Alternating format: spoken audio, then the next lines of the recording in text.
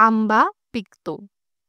यंदा आंबे इतके दुर्मिळ झालेत याची आधी कल्पना नव्हती.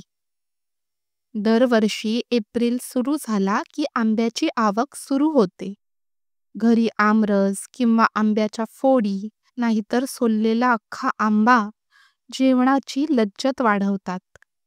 कुणाकडे भेटीला गेलं तर आंब्याचं आईस्क्रीम किंवा काहीच नको म्हणताय तर आंबा तरी घ्या, अशा प्रेमळ आग्रहाने कापलेले आंबे ठेवलेलं सबंध ताट समोर येतं. यावर्षी आंबे कमी आहेत आणि आहेत ते महाग आहेत. 400-450 रुपये पेटी. अशा भावापासून सुरू होऊन आता 50 रुपये, 60 रुपये डझन. हापूस असे भाव ऐकायला मिळतायत.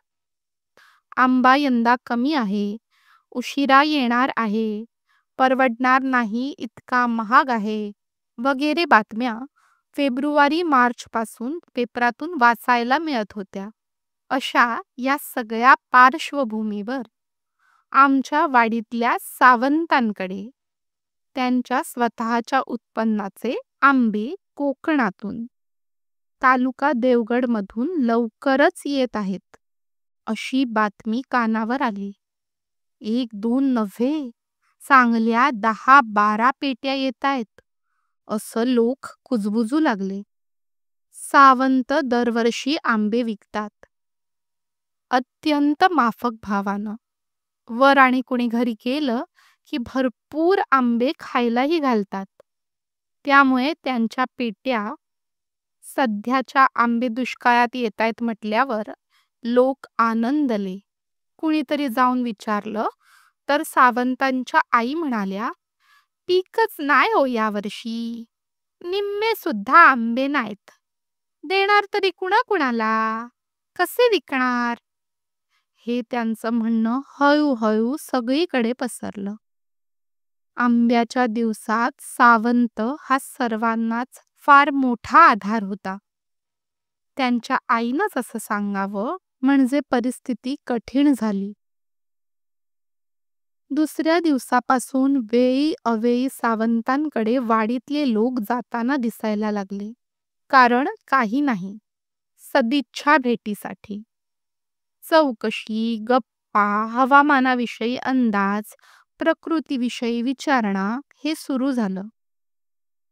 सावंतांच्या मुलांना मोटारसायकल आणि कायनेटिक होंडा पार्क करायला भरपूर जागा मिळू लागली. पापड, कुरड्या, सांडगे, कैरीचा किस वगैरे वाळत घालायला त्यांना बायका मदत करू लागल्या. सर्वात कमाल केली टिंबलेंनी. त्यांचं सगळंच वेल प्लॅन्ड असतं. एकदा सावंतांकडून आंबे घ्यायचेच ठरल्यावर त्यांनी मोहीमच आखली. मिसेस टिंबले पुलाव, अळूवडी, चिकन सागवाला, पुस्तकात वाचून बनवलेलं गुलाबजाम, विकत आणलेले पण घरी बनवलेले असं सांगितलेले इत्यादी घेऊन सावंतांकडे जाताना दिसू लागल्या. टिंबले स्वतः बाल्कनीत लावलेल्या फुलझाडांची फिकट फुलं सावंतांच्या आईला पूजेसाठी देऊ लागले. त्यांच्या नातवंडांच्या येता जाता पकापक पाप्या घेऊन कौतुक करू लागले. मनोज आणि मनाली टिंबले वडिलांच्या सांगण्यावरून सावंतांच्या कुत्र्याला फिरायला नेऊ लागले. स्वतःचे वाढदिवस नसताना आहे असं सांगून सावंतांकडच्या मुलांना घरी पार्टीला बोलावून त्यांना भेटवस्तू देऊ लागले.